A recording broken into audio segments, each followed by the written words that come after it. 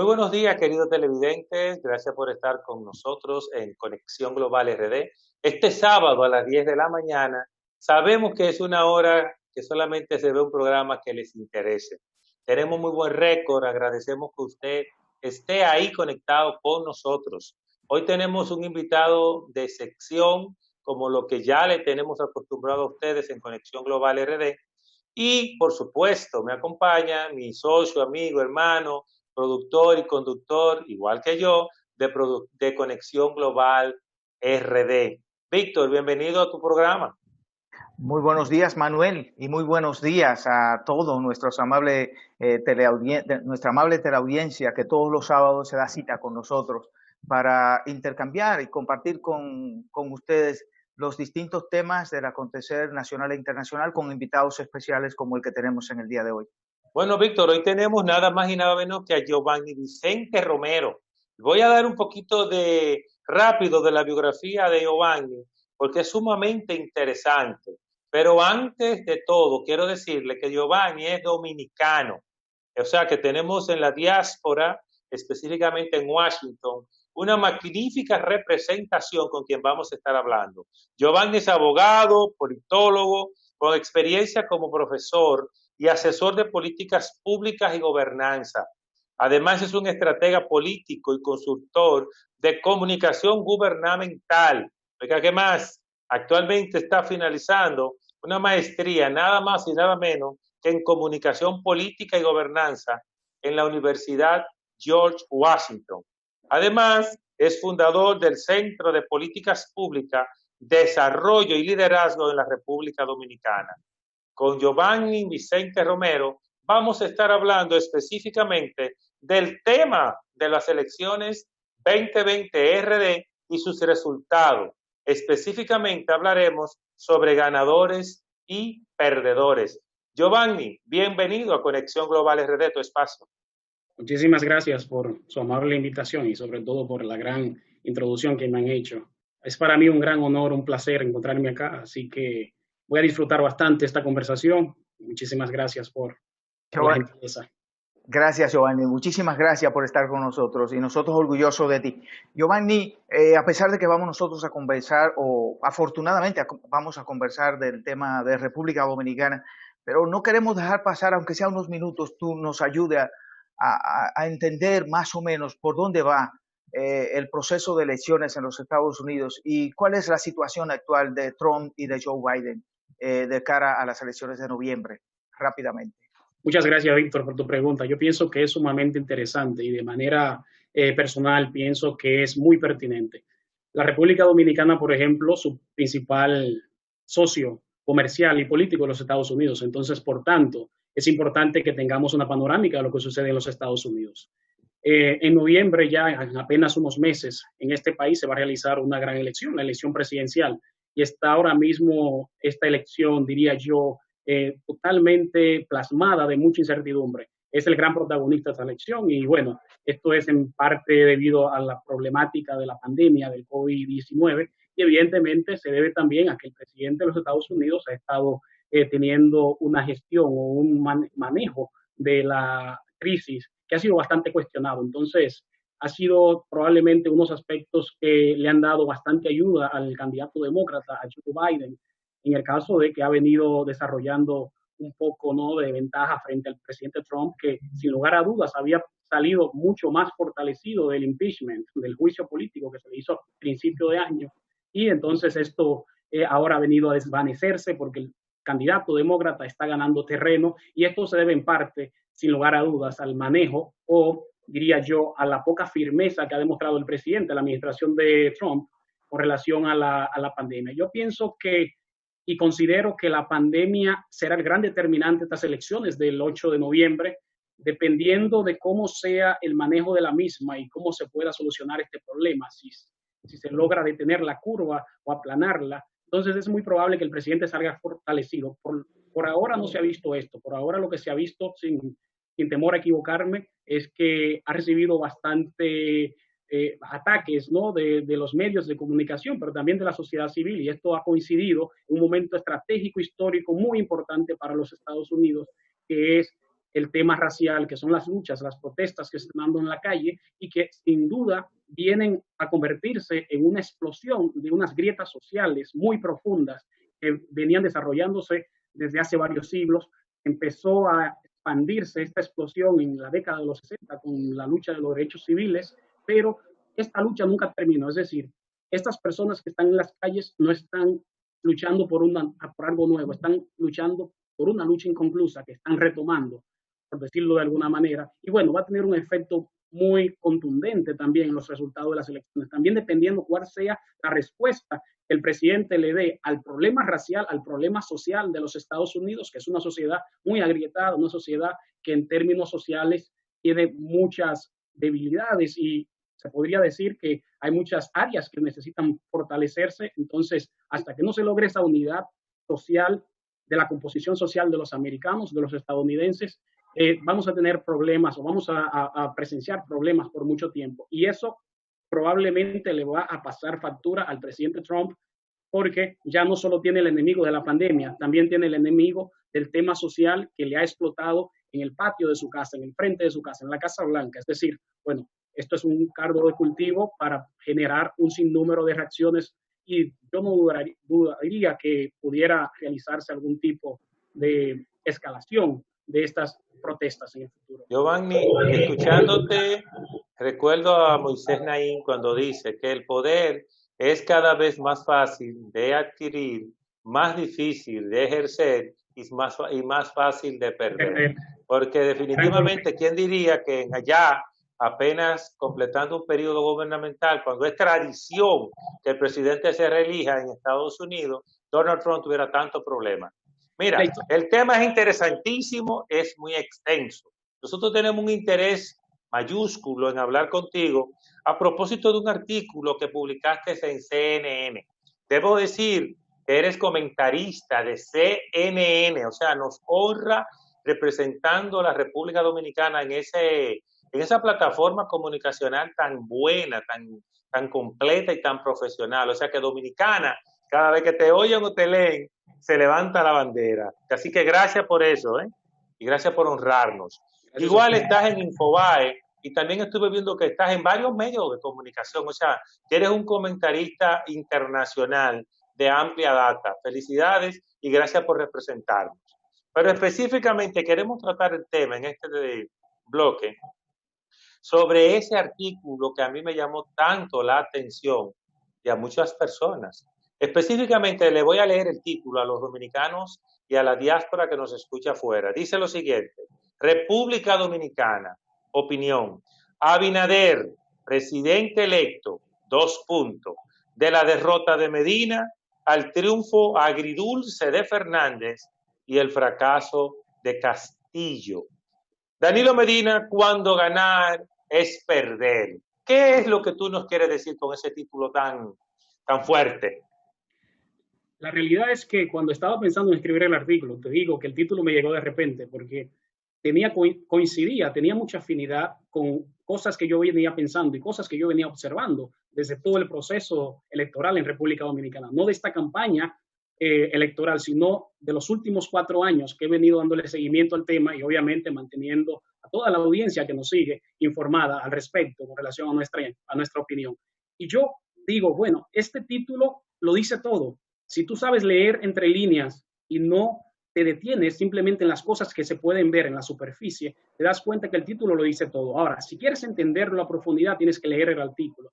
Básicamente, lo que quiero decir con esto es que nosotros no podemos ver las cosas en blanco y negro. Puedes decirme, bueno, hay un ganador. El ganador es Luis Abinader, porque la Junta sí lo certifica. Hay un segundo lugar. El segundo lugar es Castillo y el tercer lugar es Leonel Fernández, pero eso es si tenemos una panorámica, si tenemos una visión en blanco y negro. Ahora, cuando ya echamos a un lado el aspecto cuantitativo y nos enfocamos más en todo lo relacionado a lo cualitativo, te das cuenta que una victoria, y así lo destacaban los grandes pensadores, tú puedes leer libros como El arte de la guerra de Sun Tzu y otras cosas, te das cuenta que una victoria representa para el que la gana o el que la pierda lo que esa carrera, lo que esa batalla representaba en sí, al margen de la victoria misma. Me explico. Quiero decir con esto que, sin duda, tenemos a Luis Abinader como ganador. Y bueno, probablemente es un triunfo para todo el país. El país se manifestó, el país habló a través de los mecanismos democráticos, ¿no? Que son las urnas, es el más importante. Pero Por lo también menos el triunfo, por lo menos el triunfo de la democracia participativa. Ojalá sea participativa. el triunfo para el país. Ojalá sea un triunfo al futuro, un triunfo Sí. que se pueda entonces Eso está en la mano de convalidar, Luis y su gabinete. Confiamos que claro, sí.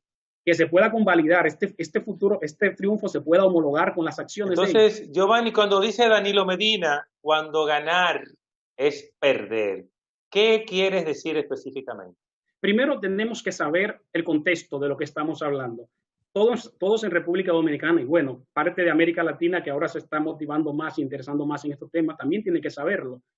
Había unas grietas políticas de diferentes facciones en el Partido de la Liberación Dominicana desde hace varios años, incluso desde el principio del milenio. ¿Qué quiero decir con esto? Que esta riña, estas tensiones entre el presidente Danilo Medina y el expresidente Leonel Fernández vienen desde antes.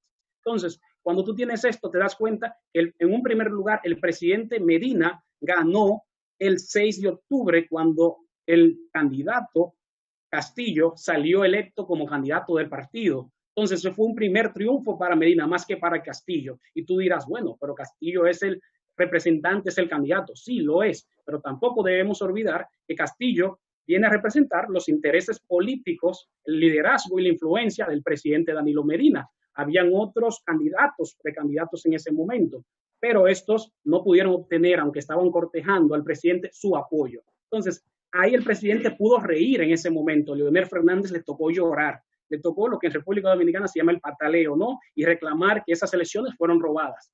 Sin embargo, luego Leonel Fernández se enfrenta entonces ya con una nueva organización, otra vez a este partido, ahora su ex partido, su antigua casa, y tiene unos resultados, ¿no? Aunque mínimos, pero tiene unos resultados en las elecciones municipales.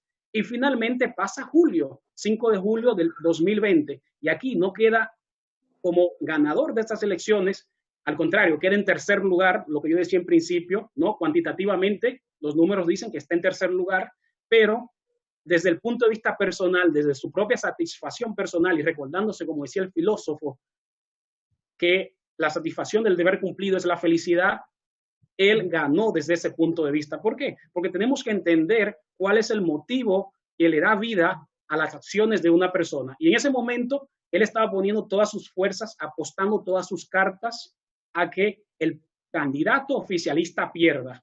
Obviamente, si en ese trajín él logra la presidencia de la República, sería un éxito. Pero si no lo hizo, y en ese camino logró que el candidato del Partido de la Liberación Dominicana tampoco llegase, Leonel puede decir hoy que se da como cumplido y como vencedor desde ese punto de vista. No ganó Giovanni, Giovanni, hay quienes opinan que se cierra un ciclo de los liderazgos de la política, en la política dominicana en todo el periodo del siglo XXI y que comienza un nuevo ciclo. ¿Este ciclo se cierra para ambos liderazgos, o sea, los liderazgos del Partido de la Liberación, que fue el Partido de la Liberación Dominicana, que fue el partido hegemónico, diría Leonel Fernández y Danilo Medina, o todavía queda vida para el caso de Leonel Fernández, vida política? La República Dominicana en este momento está estrenando un capítulo de su historia. Unas elecciones han cambiado el juego y las reglas del juego totalmente. ¿Qué quiere decir esto? Que con estas elecciones se ha logrado un involucramiento muy considerable de la clase media de la República Dominicana. Y en este involucramiento vienen entonces los jóvenes. Esto quiere decir que los jóvenes no se sentaron a esperar el relevo, no se sentaron a esperar que el Partido de la Liberación Dominicana, el día que se canse, decida ya darle el relevo, darle la oportunidad cuando ellos vayan para la tumba, por ejemplo. Entonces, te das cuenta que un ciclo se cierra, un ciclo se abre. Hay un nuevo liderazgo en la República Dominicana y los jóvenes probablemente van a tener un rol importante. Y esto va a depender del nuevo gobierno. Si el nuevo gobierno no cumple con esa conquista, con esa deuda eterna que le tienen a la juventud de la República Dominicana, pueden verse las caras con los jóvenes en protestas en el futuro, por ejemplo, como el Movimiento Verde, si no ven acciones contundentes como impunidad que ha sido tratada, corrupción que ha sido atacada y este tipo de cosas. Entonces yo entiendo que el Partido de la Liberación Dominicana tiene que repensarse ahora mismo. Es muy difícil que vuelva otra vez a ser una fuerza hegemónica. Todavía son... Mira, por favor, disculpa que te interrumpa, pero queremos cerrar este bloque, ¿no? Sin antes queremos preguntarte. Vamos a tratar el tema de qué pasaría con el PLD a propósito de la hegemonía que perdió en el segundo bloque. Y en el tercer bloque vamos a hablar sobre lo que el gobierno de Luis Abinader debe garantizar a esa clase media y baja que votó por él. Pero yo te quiero preguntar para cerrar el bloque, ¿quién ganó y quién perdió en estas elecciones a propósito de Danilo Medina y Leonel Fernández, que son los dos grandes contrincantes de estas elecciones? Estas elecciones tienen dos ganadores claros. Ganó Luis Abinader y ganó el pueblo que votó por él. Estos son los dos ganadores de estas elecciones. Ahora, hay un punto o un término medio donde podríamos decir que desde el punto de vista de sus propias aspiraciones personales y las motivaciones que movieron su campaña electoral, Leonel Fernández también ganó. Por una sencilla razón. Tiene un partido que ahora va a ser considerado como mayoritario, va a recibir más fondos, va a tener influencia en el Congreso de los Estados, en el Congreso de la República Dominicana, y al mismo tiempo se dio la satisfacción personal de ver a Gonzalo Castillo sentado en su casa como él va a estar, como Leonel también va a estar en su casa. Entonces, ahí ganó Leonel. ¿Quién perdió? Perdió Gonzalo Castillo. Gonzalo Castillo, sin lugar a dudas, era un instrumento del oficialismo, un instrumento bastante accidentado. Como yo he escrito en otros artículos anteriores, yo siempre he dicho, era una candidatura enlatada, manufacturada, quizás en una incubadora, que salió en último momento en el 2019, cuando nadie lo esperaba, de manera acrobática apareció, y bueno, él perdió. Y yo pienso que él está muy tranquilo con haber perdido, porque es un gran peso que se quita de encima. Pero no podemos ser mezquinos. Ganó Luis Abinader, ganó el pueblo, y veremos si Luis Abinader entonces va a ser... de manera, diría yo... ¿Y Danilo Medina ganó, perdió o empató? Danilo Medina no empató. Danilo Medina no ganó. Danilo Medina perdió. Ok. Bueno, con ese análisis, queridos televidentes, nosotros vamos a cerrar nuestra primera pausa y en breve volvemos analizando qué visualiza Giovanni Vicente Romero, politólogo y abogado, especialista incluso en gobernanza en la Universidad de George Washington de Washington, sobre cuál es el futuro que él visualiza para el Partido de la Liberación Dominicana post elecciones. Volvemos en breve.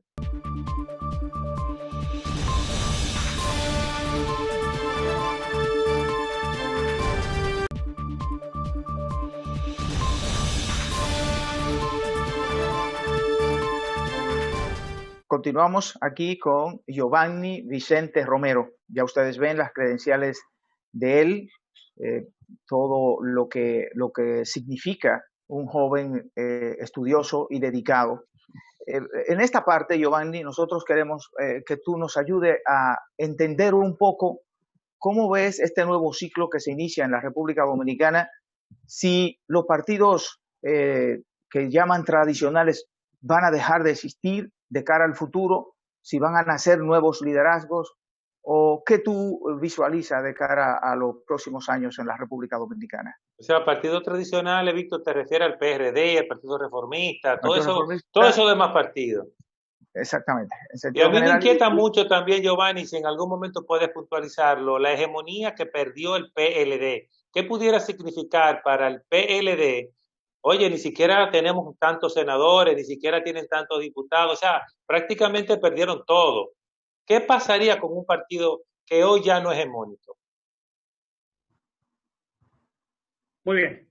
El PLD, Partido de la Liberación Dominicana, ha perdido las elecciones y con ello ha perdido un papel, un lugar importante en la hegemonía política de la República Dominicana. Ha perdido influencia, ha perdido liderazgo en la toma de decisiones. Es decir, el PLD ya no tendrá ese apoyo rotundo del cual gozaba cuando estaba planeando o cuando estaba tratando de impulsar una agenda política, cuando estaba tratando de aprobar préstamos, aprobar leyes o aprobar planes de nación o de gobierno.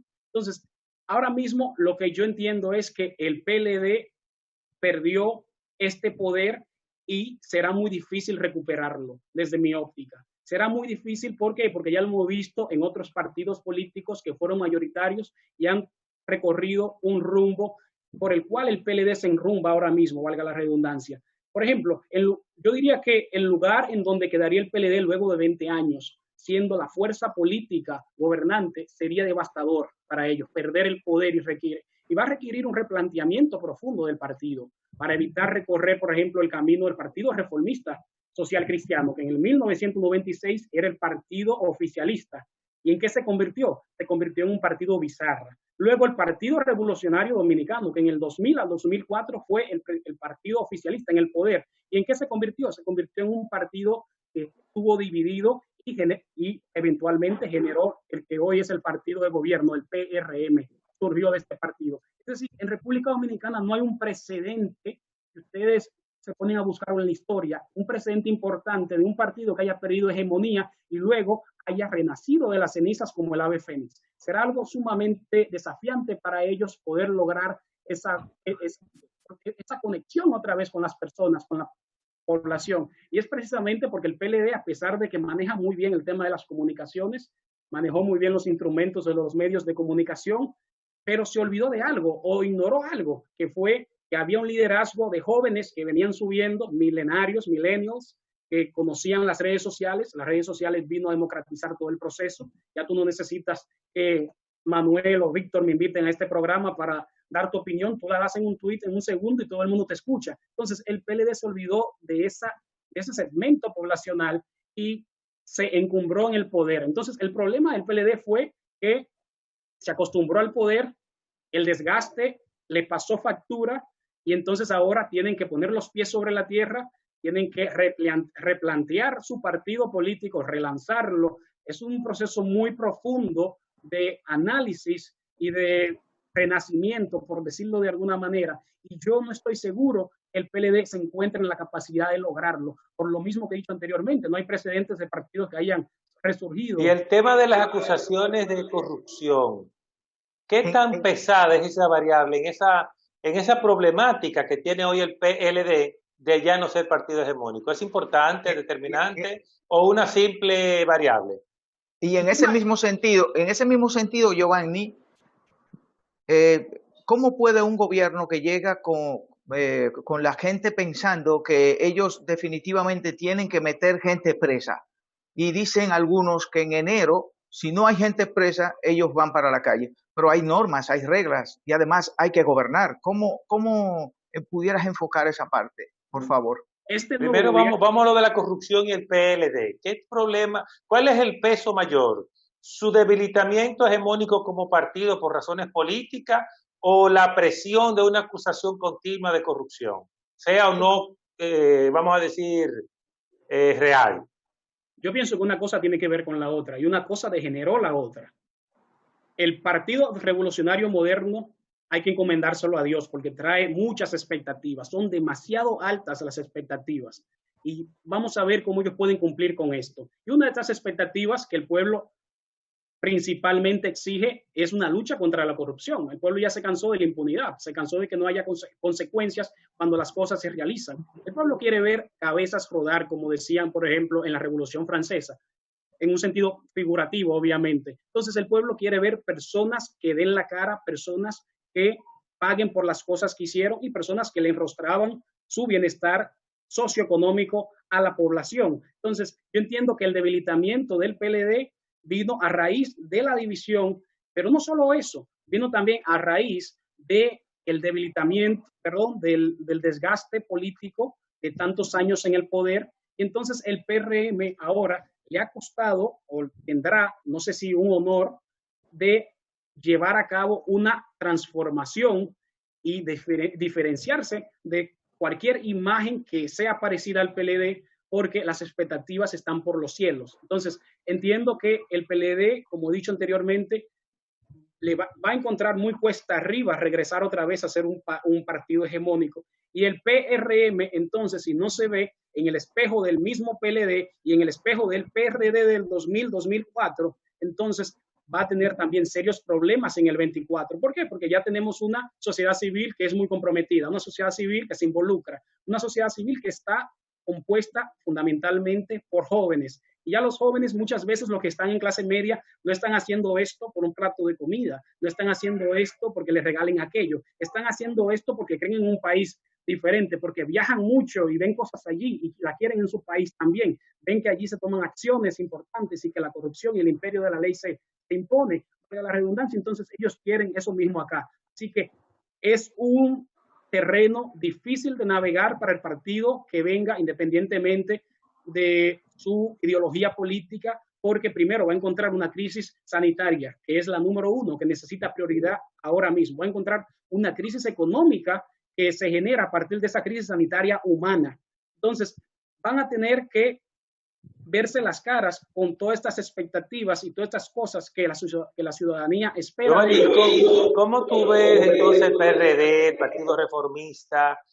Vamos a decir que son esos partidos que tenían un posicionamiento impresionante hacia atrás de cara al futuro político dominicano. ¿Permanecerán, irán disminuyéndose cada vez más, como de hecho ha sido? ¿Tú entiendes que en el 2024 podría estar participando aún todavía en elecciones el PRD, el Partido Reformista, el Partido Liberal Reformista, el Bloque Institucional? O sea, una serie de partiditos que al final suman unos buenos números, pero nos están costando mucho como país. Yo considero que estos partidos, en gran parte, no todos, están destinados a la extinción. Y la ley asimismo lo establece cuando no adquieren el 5%. Es una manera de la ley ir deshaciéndose de ellos, porque ellos lo que están en el medio entorpeciendo el proceso y haciendo negocios. Entonces tú te das cuenta que América Latina se encuentra ahora mismo con una crisis de democracia, la llamada crisis de la representación, la crisis de los partidos políticos, una crisis de la democracia o democracia en crisis. Entonces, República Dominicana no está ajena a ese contexto regional, incluso global. Y lo que sucede es que en República Dominicana estos partidos, como he dicho, están condenados a la extinción y es muy probable que para el 24 veamos estos partidos aún más pequeños por lo que he dicho. República Dominicana, aunque tiene un sistema multipartidista, son aproximadamente 20, 24, no tengo el número exacto ahora mismo, 28. Pero es 28, incluso más, pero es un sistema que en la práctica realmente es bipartidista. Siempre hay dos partidos grandes, siempre hay dos partidos grandes. Entonces, estos partidos pequeños, y no es una cosa de ahora, es una cosa que viene desde el Partido Dominicano, que era hegemónico y único en República Dominicana en la década de Trujillo, y luego los otros partidos que surgieron a raíz del proceso del término de la dictadura y de la revolución civil y el 14 de junio. Estos partidos con el tiempo han ido disluyéndose hasta que llega un momento que se disuelven y se convierten en sus últimos días, en sus horas finales, se convierten en partidos bizarras. Y eso es lo que está pasando en República Dominicana. Yo no creo que el PRD se levante de esta estocada mortal. Yo no creo que el Partido Reformista se levante de esta estocada mortal. Yo no creo que hay esperanza todavía con el PLD. El PLD todavía es un partido fuerte, pero los otros partidos, sus últimas horas de existencia, la agotarán haciendo negocios, convirtiéndose en pequeñas y medianas empresas, en pymes políticas. ¿Y cómo ve la fuerza del pueblo de cara a futuro? No a Leonel Fernández, sino la fuerza del pueblo como una tercera fuerza política que de hecho quedó como ahí en ese tercer lugar. No podemos ser mezquinos. Yo pienso que la fuerza del pueblo, independientemente de quien sea su candidato en el 2024, no sé si será el doctor Leonel Fernández, no tengo una bola de cristal para verlo, pero independientemente de esto, es un partido que tiene futuro. ¿Por qué? Cuando tú lo analizas desde un punto de vista estadístico y los números, te das cuenta que es un partido que tiene menos de un año. Y en menos de un año se ha convertido en uno de los que están en la mesa de la toma de decisiones, están opinando y se le está escuchando. Y además lo están manifestando, lo están demostrando en las urnas. Primero en las municipales de marzo y segundo ahora en las presidenciales de julio. Entonces, 8 meses, Giovanni, específicamente. Exactamente. Es un partido en ascendencia. Impresionante. Tú como politólogo, imagino que estudiando historia de política global, hay pocos partidos en el mundo que hayan tenido la hazaña de tener esos logros, ¿sí o no? Es totalmente olímpico lo que ha hecho este partido, es totalmente olímpico.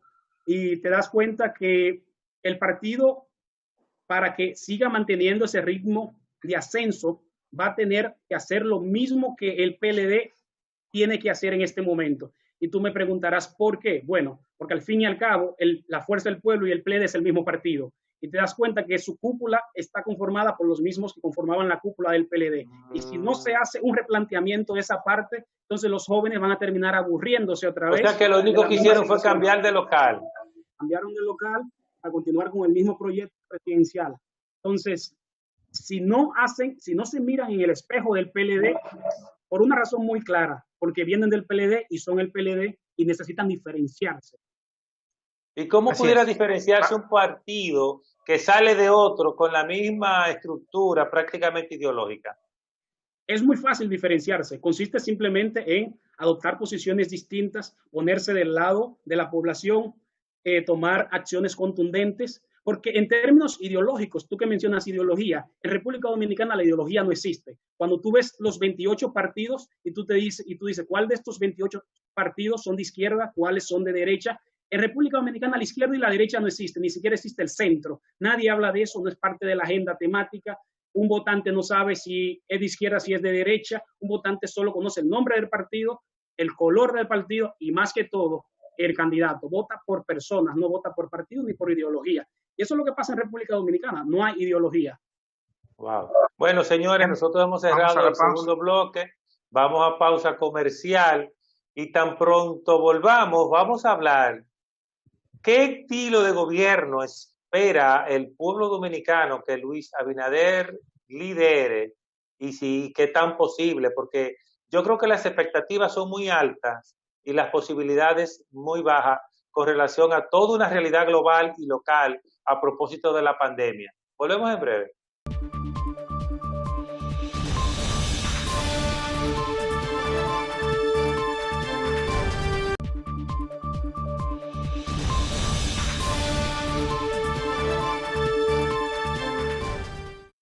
Seguimos aquí con Giovanni Vicente y estamos hablando del tema político nacional en este momento, en tiempos de pandemia, tiempos de COVID-19. Giovanni Vicente nos está ayudando a interpretar la realidad nacional. Giovanni, un nuevo gobierno, el presidente Luis Abinader, ¿cuál es la panorámica que tú auguras para el presidente Luis Abinader en medio de las situaciones actuales del país y la correlación de fuerzas en el Congreso de la República para las tomas de decisiones?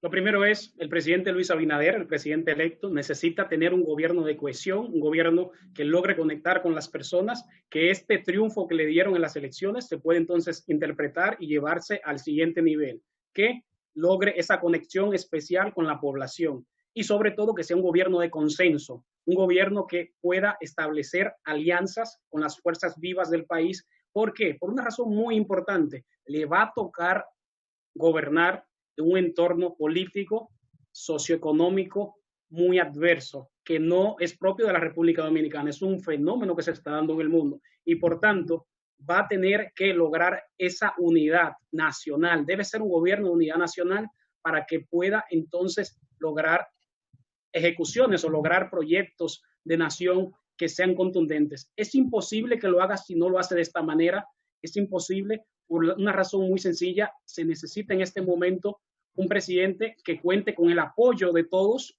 porque son momentos muy difíciles, hay una crisis económica de la que se habla poco, pero está ahí y una vez que empiece el presidente en su nuevo gobierno va a tener que hacerle frente inmediato a esta crisis y obviamente yo no dudo que tenga que recurrir a los organismos internacionales financieros como el Fondo Monetario, el Banco Mundial y otras instituciones, porque son momentos muy críticos. Entonces, para esto él necesita lograr una cohesión, lograr un consenso y no una división con las fuerzas vivas del país, porque va a necesitar de estos apoyos para lograr imponer o mover su agenda.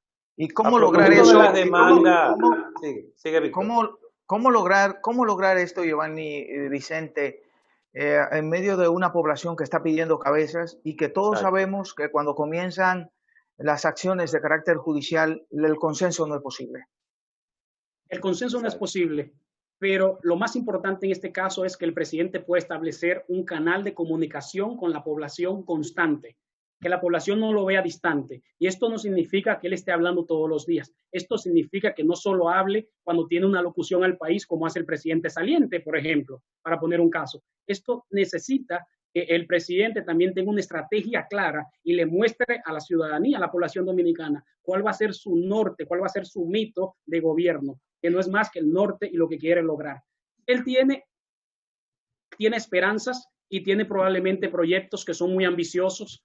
Yo he leído el plan de gobierno, es un plan de gobierno ambicioso, son 4 años nada más y es en un entorno económico muy adverso, entonces es imposible que él pueda lograr todas esas cosas, pero para que pueda avanzar lo más posible necesitará del apoyo de las otras fuerzas del partido de la República Dominicana y obviamente él tiene ya apoyo considerable a nivel del poder legislativo y en este caso va a tener un entorno favorable para sus leyes, para sus ejecutorias, pero sin duda le toca ahora navegar en aguas muy espantanosas, en aguas que van a requerir un nuevo liderazgo, en un entorno que va a necesitar que él tenga un liderazgo no solo nuevo, sino firme y sobre todo que pueda establecer una buena estrategia de comunicación, porque no es comunicarlo todo, sino saber comunicar, porque muchas veces los gobiernos hacen cosas buenas, pero no se saben comunicar. Entonces, es como una tesis que establece un amigo mío de Argentina, gobierno bien, pero comunico mal. Entonces, tiene que haber una conexión ahí muy importante para que el presidente pueda lograr esto. Y esto era tú algo que que el conoces, Giovanni, presidente hacía. tú que conoces el programa de gobierno, que te lo mostraron, lo analizaste, ya lo dijiste, ¿cuáles deberían ser las prioridades a propósito de que no vamos a poder ser todo lo que queremos hacer, porque ni el tiempo ni los recursos lo van a permitir? Lo primero es, él necesita el beneficio de la duda. Él necesita, como todo presidente, que se le dé su luna de miel para que en esos días nos pueda mostrar con sus acciones, cuál es la tesitura que trae. Con relación a las prioridades, como he dicho, el país está en una crisis global. La prioridad número 1 es la salud. Eso va a necesitar muchos esfuerzos, pero sobre todo también se necesita que esos esfuerzos en la salud se puedan hacer a través de algunos mecanismos o metodologías que puedan permitir también la dinamización de la economía, porque si se va a gastar mucho dinero en el sector salud, ese dinero también tiene que generar empleos. ¿Por qué? Porque es uno de los principales problemas que vamos a ver con esta pandemia, la pérdida de los empleos. ¿Por qué? Porque le estamos diciendo a las personas quédense en su casa. Es necesario que se queden en su casa. Entonces necesitamos ver cómo él puede garantizar los empleos. Eso es el número 2. El número 3 es educación. Él necesita trabajar en educación. República Dominicana tiene uno de los índices más bajos en términos de rendimiento, ¿no? De la educación, y esto está demostrado ya con algunas mediciones internacionales. Entonces, él necesita lograr que esa inversión en educación pase de los planteles a la docencia, es decir, que no solo se construyan aulas, sino que también se construya capacidad. Eso es sumamente importante. Y finalmente, otra área muy crítica que él necesita afrontar y que no es propia del gobierno anterior, sino es un cúmulo de los diferentes gobiernos, es el tema de la seguridad ciudadana. La criminalidad en República Dominicana necesita una estrategia nacional que le ponga freno a este flagelo y no es más que haciendo una conjunción o haciendo una combinación de los otros temas que yo he mencionado, como crear empleos, como lograr mayores índices en la educación de la República Dominicana. Y todo eso, aunque no lo hace a corto plazo, lo hace quizás a mediano y largo plazo, va a tener un efecto en el último renglón que he mencionado, que es la criminalidad. Y la institucionalización de la justicia. Giovanni, tenemos una situación acá, una queja continua de todos los gobiernos. El pueblo siempre se queja que aquí la justicia es solo para los pobres, que los ricos hacen lo que quieren y que los poderosos se gobiernan. ¿Cómo tú ves lo de la institucionalidad de la justicia? ¿Qué tan posible y necesario debe ser? La justicia tiene que ser independiente, indudablemente. Eso no es negociable. Tiene que ser independiente para un país con un Estado de Derecho sólido, un Estado de Derecho fuerte. Para que el imperio de la ley prevalezca en la República Dominicana y se pueda lograr el Estado de Derecho de bienestar social, se necesita que el Poder Judicial y también los organismos judiciales que vienen del Poder Ejecutivo sean independientes.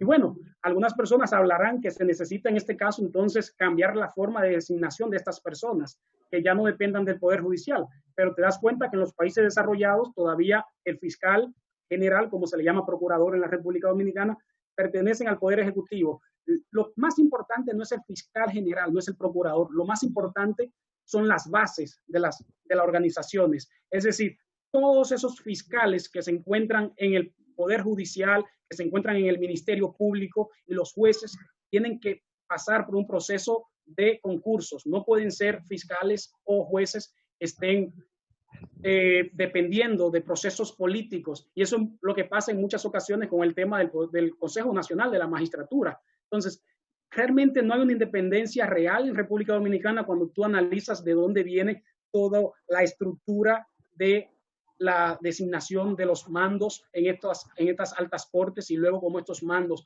van a delinear las directrices para los jueces más pequeños, para los fiscales más pequeños, pero se necesita independencia, pero ya, porque es un requisito, es un principio sine qua non para una democracia fuerte, para una democracia sólida, que el ciudadano no se siente solo.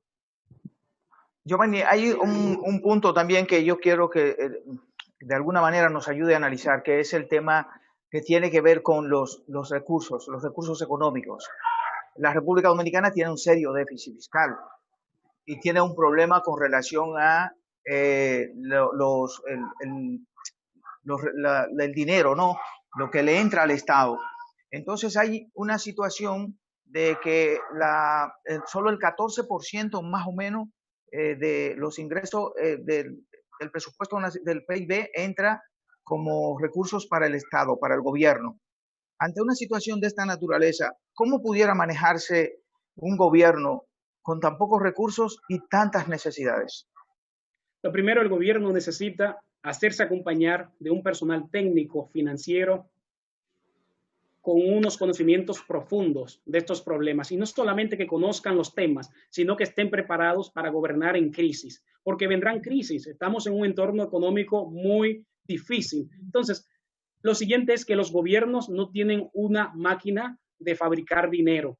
Ese dinero muchas veces tiene que venir del intercambio de las importaciones y las exportaciones y los bienes y servicios, ¿no? Entonces, Luis, en su gobierno necesitará invertir mucho en crear condiciones para la inversión extranjera, para estimular para que la inversión extranjera llegue al país.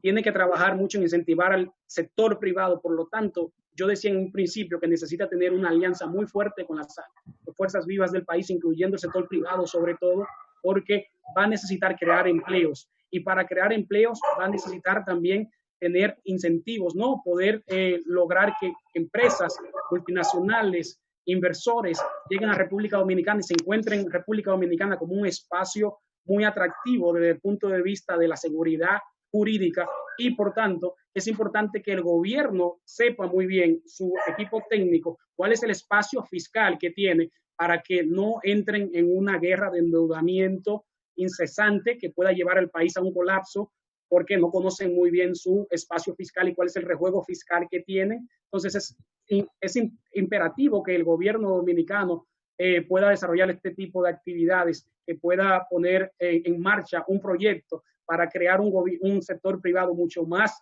fuerte, un Estado mucho más pequeño, porque te das cuenta que en República Dominicana es de los pocos países del mundo donde el Estado es el mayor empleador. Y como yo decía en el principio, el Estado lamentablemente no tiene una máquina para fabricar dinero, aunque gente piensa que sí tenemos una en el Banco Central. No es así.